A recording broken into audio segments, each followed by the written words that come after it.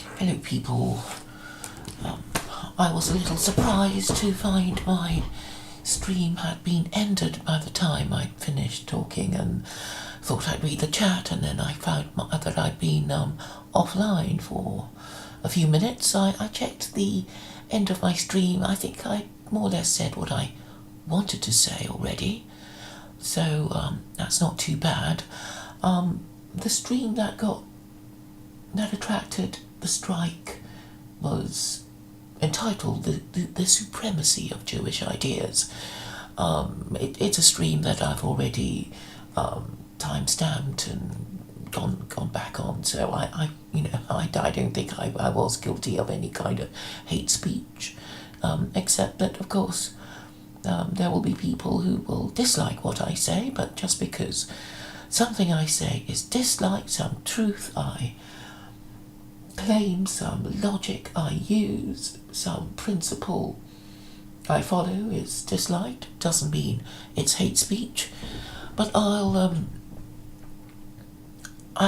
do make a point of appealing every time, but sometimes, sometimes I get the thing reinstated, but months later, I wonder why I got the strike. It's almost as if they thought I could get big on this. I could, by streaming about something topical that people in the alt-right are interested in. They thought I might get I might get my break, and then they gave me a strike. So this is how rigged the game is.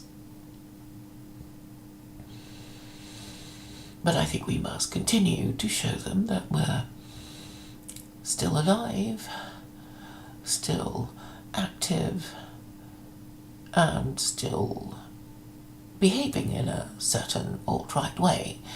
We have our, in a way, however fractured it is, a kind of group identity, a kind of identity that questions the status quo, rejects the nonsense that our government sees fit to promote. And of course our internal divisions might even cause those who are in the alt-right to report each other's channels. We don't know, do we? We can only suspect who might be doing these things. But I was surprised at how quickly it was done. Do they have a kind of plan about what to do if somebody's about to get big? But if they get big, they can keep striking their channel. And if they appeal, they can still dismiss their appeal without explanation.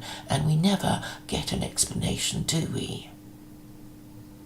But I have to warn these people who see fit to exercise this kind of draconian censorship, that it is in your interest to know why people object to what you say. You should know why the people who hate you, and why the people who reject your ideas reject your ideas. It is for your own good.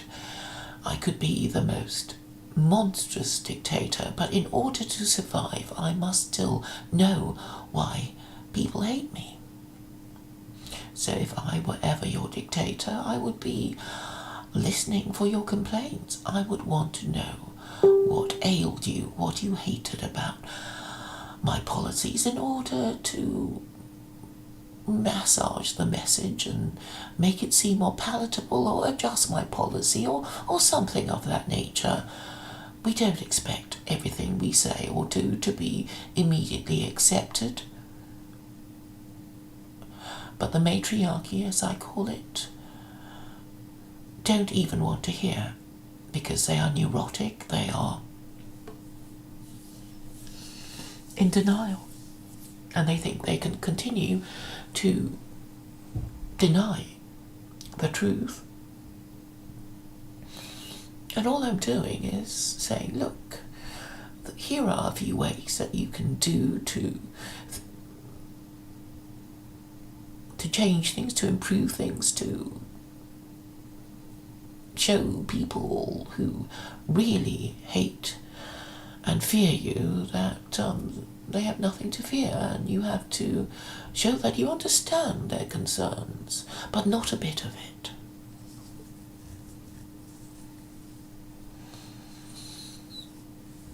So I don't know what to do except to show them that we are capable of at least behaving in a way that suggests that we have a sense of direction, that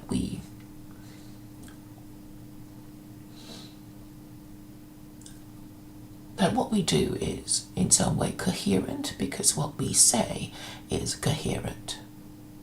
And I think that's the best way of impressing them. And obviously fighting amongst each other and never actually debating the issues openly would be counterproductive. We might as well have an honest debate with each other if no one will talk to us. And rather than denying the truth, we should just concede it when it's pointed out to us.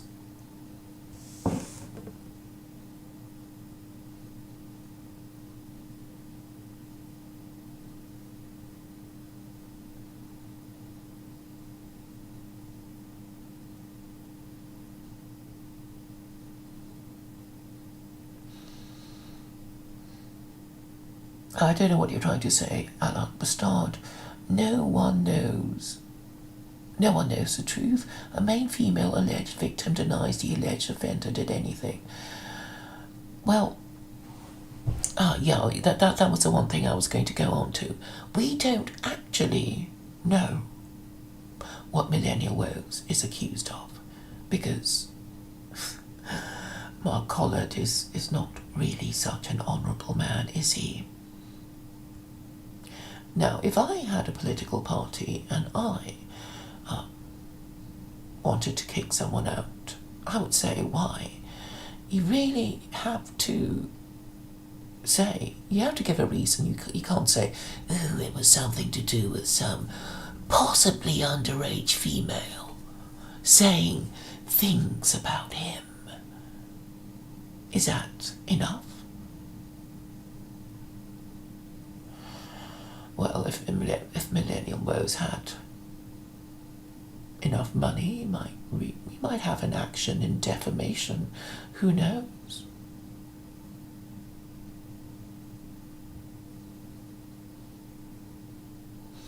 He seems to be saying that Millennial Woes is some kind of sex offender.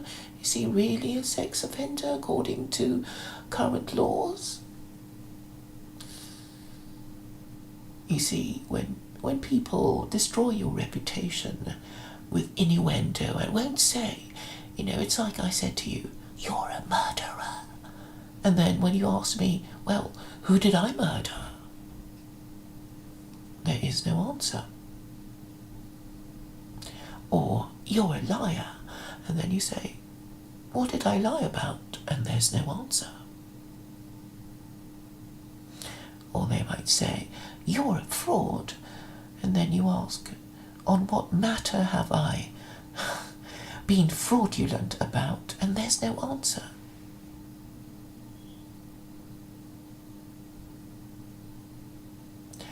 I know Mark Collett is not a lawyer, but then I'm legally trained. I kind of still remember how these things work. When you want to accuse somebody, there's something, those of you who've been involved with the police will know of this thing called a charge sheet.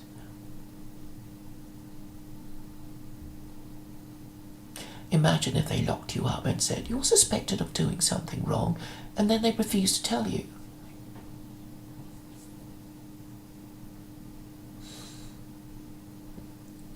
Or they could lock you up and then ask you, well, have a think about what you might have done wrong. And then you say, well, is it this? Is it A? Is it B? Is it C? Is it D? Is it E? Is it F? I'm sure all of us can think of something we've done wrong, and then we would be forced to incriminate ourselves.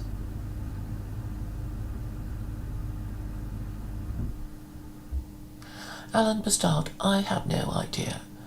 I mean, it would help if he told me what he thought it was about and what happened. A chronological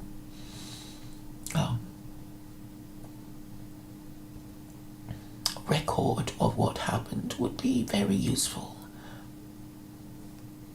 And maybe a few ideas about why Mark Collett decided to throw him to the wolves. I think we all know in this line of business that there will be people on our own side who will be only too happy to push us off the cliff, right? I think we already know that it's not the other side we should watch out for, but the people close enough to stab us in the back.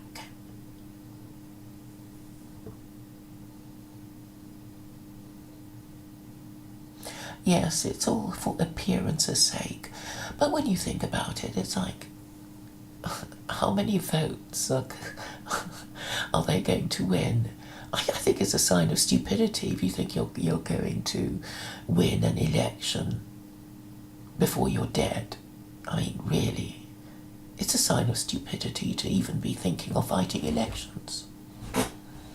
I mean, my roadmap to power is simply is to really sell my idea to the political establishment. I know they're not listening, but, why even think that a micro-party is ever going to get you heard? They'll just laugh at you till you're dead if you're in a micro-party, right?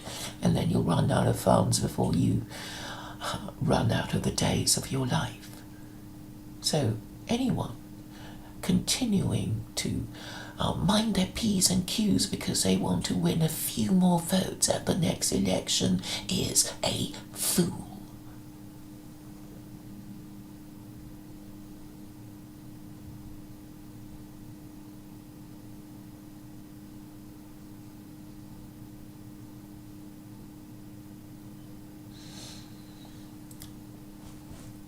And of course, my entire theory rests on the price of sex and of course gender relations, and nobody will talk about it. Coincidentally, I received an email from somebody who very kindly offered to ask why traditional Britain group regards me as persona non grata. And somebody also, he said yesterday that, he attended a conference at TPG and that Millennial Woes didn't say anything particularly exciting, and that he was no good anyway. But that's not really the point. The point is really having a cold, hard look at the facts and what you can do, and what kind of political action is available to you. I'm not saying, I don't like what you say, therefore I'm going to tell all my mates not to talk to you, which is what Mark Collett, I'm afraid, has done to me too. I suppose he thinks he can do it because he's the one with the biggest channel, and that's another, abuse of power situation that is par for the course, really. I'm not going to do that, of course. I can deal with people disagreeing with me without bearing a grudge.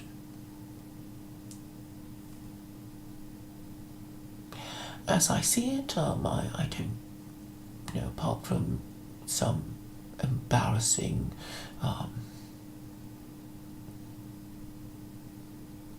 photographs, I guess, of his unmentionables. What's a big deal? They've all done it. They've all done it. Sent unsolicited dick pics to girls they fancy.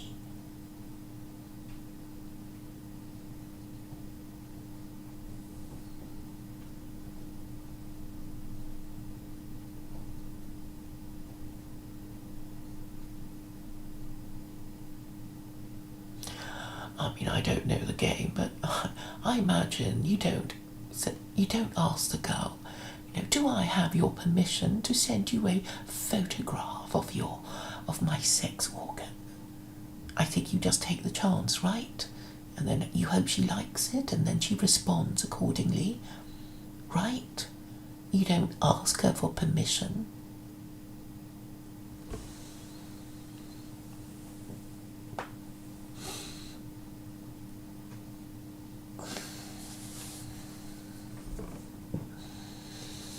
So this is a risk you men have to make, and then I guess it's all over the internet. Don't you think there's a more civilized way of doing these things?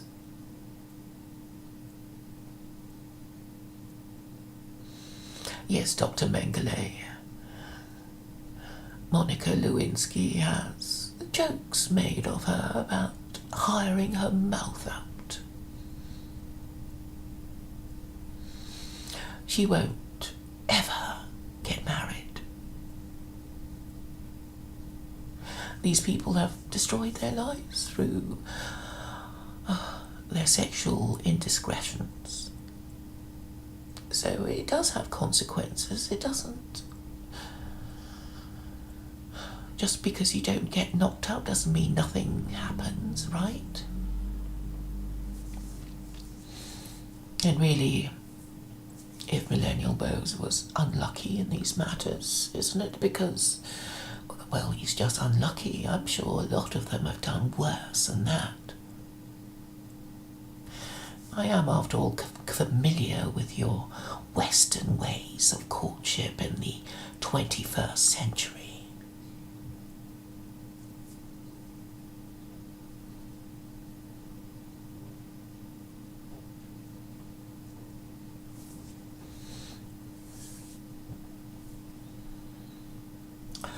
So I'm just saying, well, I'm very happy to talk to you about these things, either on your channel or mine. I think he will become much in demand, but only I have the ability to put the right kind of spin on it. Of course, he's at liberty to give his own account, on his own channel. It's after all much bigger than mine. But my experience of these things is that any conversation, basically dialogues are more fun to listen to than monologues.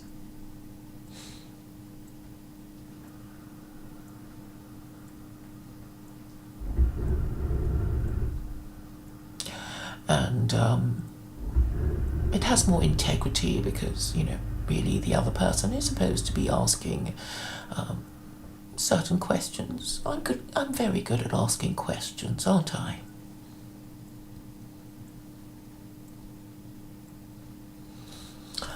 So, this may be his chance to really make it big, and it would be my opportunity to make it big.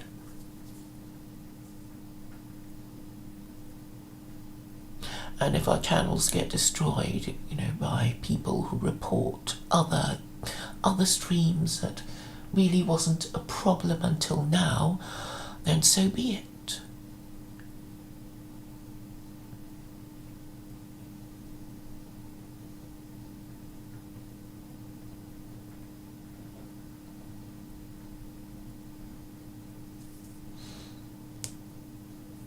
But really, you can fight back. You just have to be a little more focused and box a bit cleverer than you have before. And hey, you've got me now.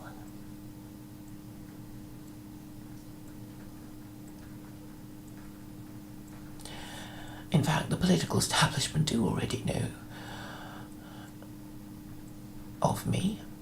I was, a few years ago, mentioned in the national and international media.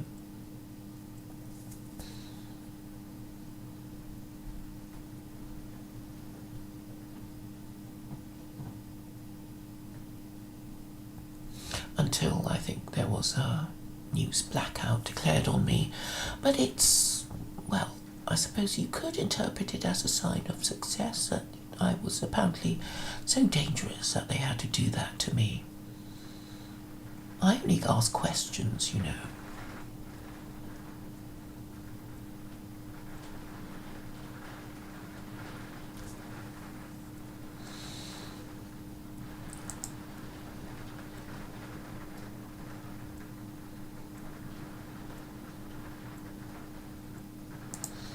Alan Bastard, I know why Mark Collett did it. It's like, oh, anyone who's done anything vaguely improper is not going to be in our party. Well, that could be everyone, right? It's not like they're all virgin bridegrooms and virgin brides, that lot.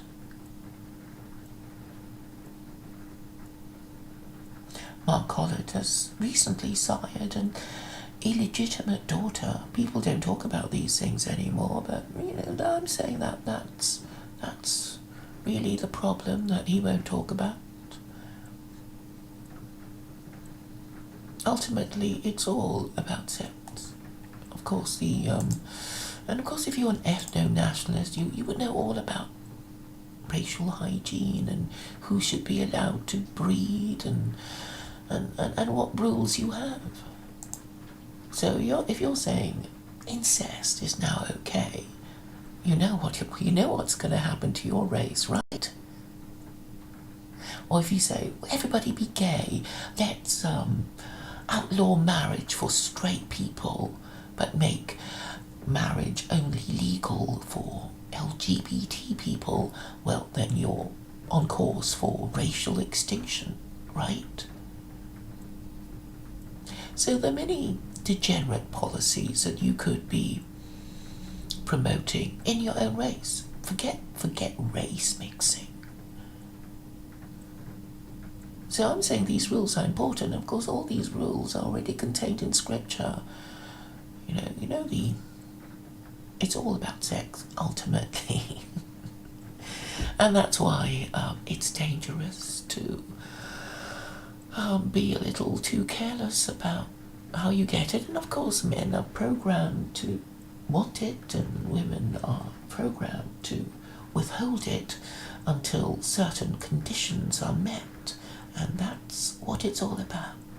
We're not supposed to be impregnated by any Tom, Dick, or Harry, because he might be stupid, he might be retarded, he might be, well, criminally insane. So that's why we have the filter of marriage. You just think of this person as the other parent of your offspring. If you're not interested in children, you shouldn't marry.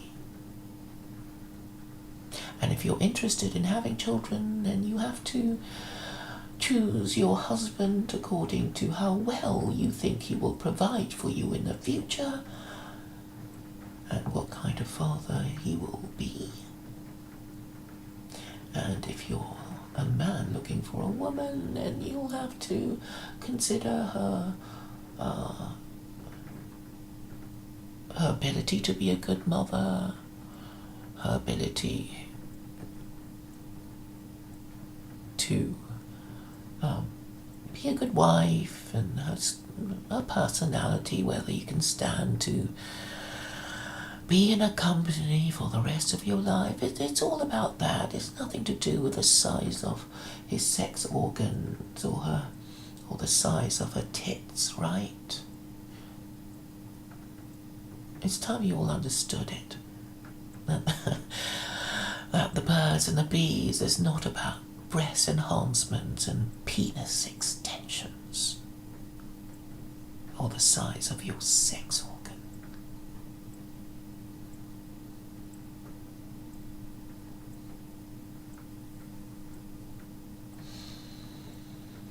But okay, I've spoken about this long enough. I think you get the gist of what I'm saying.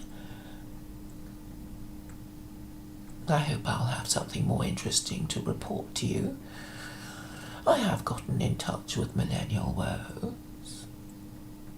Maybe he will want to talk to me, or maybe not. But the point is, if you have such treacherous comrades, Jews and Muslims and Antifa and all these groups that harass and harry you, they're not really the problem, are they? Not really.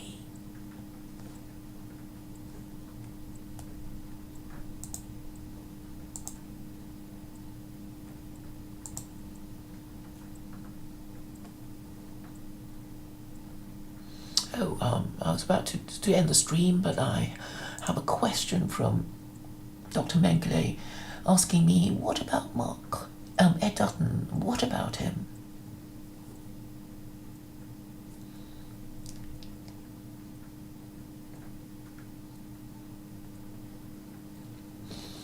Well, I think you guys would be, pretty dim to, fund such a party. Or even the, its rival, which is the kind of Zionist, full Britain outfit. Really, it's all about ideas. You have to show that, okay, if the political establishment won't listen, you have to show people whom you hope are still capable of being moved by reason and truth and principle, that you know what the problems are and therefore you know what the solution is. And you can't just be saying, oh, I'll take this position, but not really say what I mean. You have to say what you mean, because you have to show people you know what the problem is. Oh, I know this is what I do, but then, I think it's more important to get the message through than to not get into trouble. And really getting into trouble is actually a good sign, because you know that somebody, because they reacted in a hostile way, understood your message. You need to know who your enemies are. And of course, your enemies in politics are the ones that are supposed to be on your side. Dr. Mengele asked me if I've appeared on Ed Dutton's stream. I've tried to get in touch with him a few times. I don't particularly want to appear on this stream. I can't bear him, really. In fact, the only nationalist I would like a conversation with is Millennial Woes.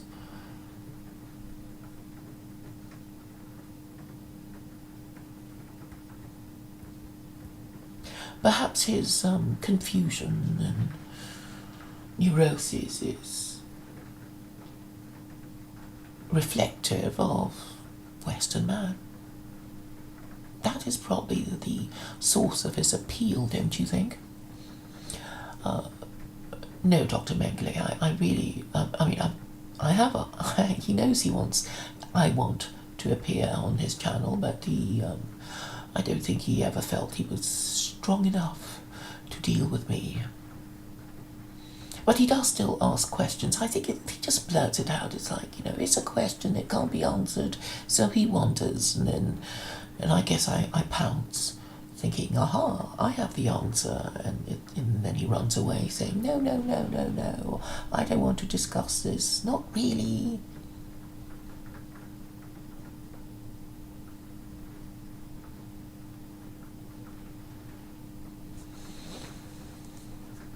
But I imagine he will be listening to this and examining his options. Because ultimately, the discussion of important ideas urgently will make things happen more quickly than forming micro-parties, getting money from desperate people, and then disappointing them.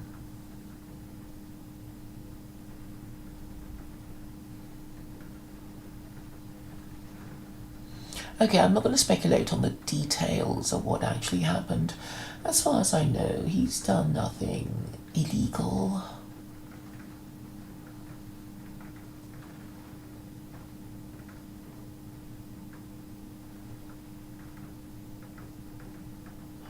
And what I think would be more useful is Millennial Woes continuing to ask his questions and discuss the answers, instead of attaching himself to people who want to form micro-parties, who have no possibility of winning any election or being in a position of influence within our lifetimes. Yes, I know, I've actually watched that stream with citizen reporter and Ed Dutton. But recently I also read an article by him on, that was on the National Policy Institute that Church of Entropy drew my attention to, and it was just really badly written. I think the title of it was called The New Heresy or something like that. And it was unreadable, and I haven't read it yet. And that's not going to help. What we need to do is to really sock it to the political establishment and say, we're not even going to tell them what we want. We're just going to ask them questions. We're going to ask them questions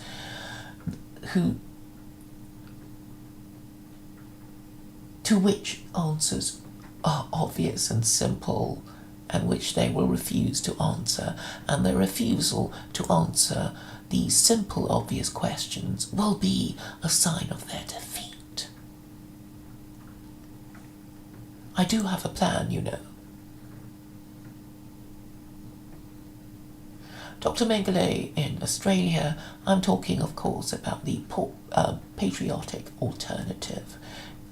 Mark Collett has been talking about forming a party to fight the next election. It will only be a local party. And if you want to go to the channel Simon Harris, you will hear Nick Griffin talking about For Britain and the patriotic alternative. Okay? He basically says that the establishment will be marginally more pro for Britain because it takes because it's Zionist basically, okay? And you know it's like, you know, Mark Collett's party is identified with anti-Semitism, and the For Britain party is identified with Islamophobia, and you know, that's how they divide and rule. Not that they did it to you lot, it's just, you know, you lot doing it to yourselves. What's not going to happen ever? Savage Feek.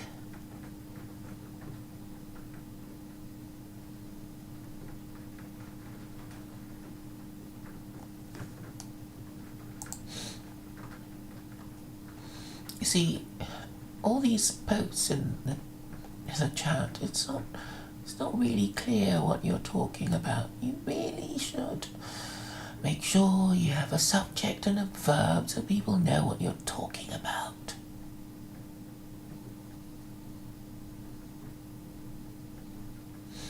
Oh, this is what nationalism has always been about, you know, just nationalists fighting each other about who is more to blame, or who should be dealt with, you know, sooner rather than later. You're not going to ever impress anyone with that kind of talk.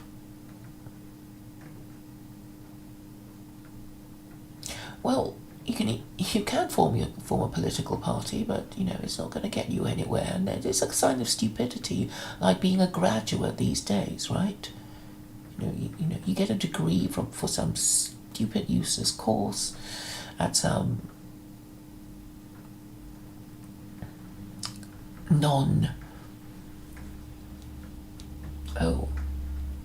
what's it called? You know, the good universities. I forget, there's a term for them. I keep thinking of Russell Group, on some, you get some useless degree from some non-Russell Group university, and it's just a sign of stupidity. So you will have got yourself into debt for nothing. So don't do it. Don't even form a party, because it just means you're stupid and don't get it about what is causing you your problems. And I'm saying it's a system. It's a system that is an oligarchy, and you won't know what an oligarchy is. But an oligarchy is like a cartel, and a cartel is basically two major suppliers of something rigging the price to prevent any new competitor from entering the market. So that's what they do.